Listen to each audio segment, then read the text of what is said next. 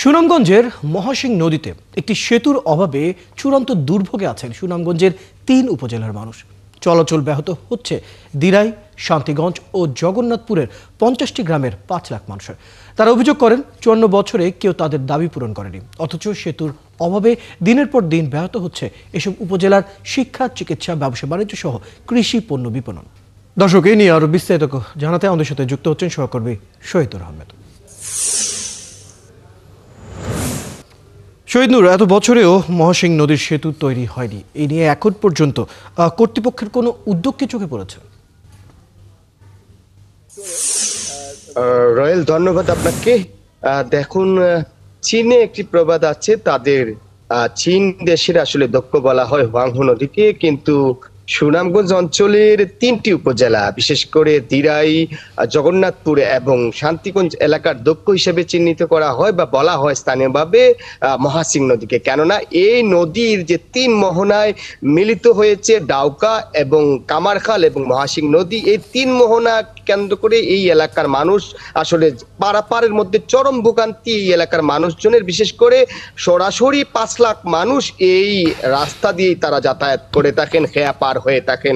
আমি যদি আপনাকে জানানোর চেষ্টা করি, আসলে দীর্ঘদিন ধরে এই অঞ্চলের মানুষের দাবি যে এই মহাসিং নদীর এই 3 মোহনায় যাতে একটি সেতু নির্মাণ করে দেয়া হয়। তবে ভুক্তভোগীদের বা এলাকাবাসীদের অভিযোগ, স্বাধীনতার পরবর্তী সময়ে অনেকবার স্মারকলিপি, মানববন্ধন সহ বিভিন্ন কর্মসূচি পালন করে আসলেও তাদের যে দাবির বিষয়টি এখনো পর্যন্ত আসলে স্থানীয়দের মধ্যে উঠে আসছে না, অর্থাৎ তাদের দাবিটা সংশ্লিষ্ট দপ্তরে যাচ্ছে না।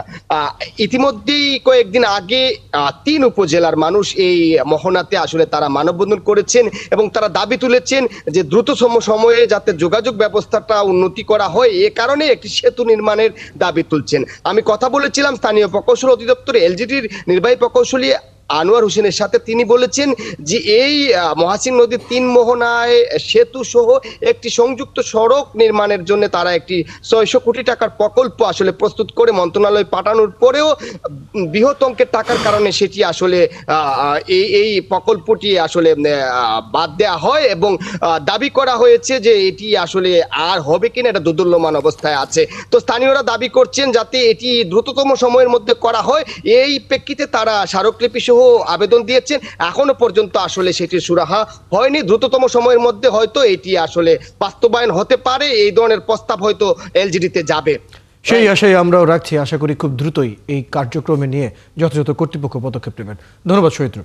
দর্শক, আমাদের সাথে আমাদের সহকর্মী শহীদুর আহমেদ যুক্ত হয়েছিলেন, জানাচ্ছিলেন সুনামগঞ্জের মহাসিং নদীতে যে সেতুর অভাবে দুর্ভোগে আছেন 3 উপজেলার মানুষ, সে বিষয়ে সর্বশেষ খবর জানছিলাম।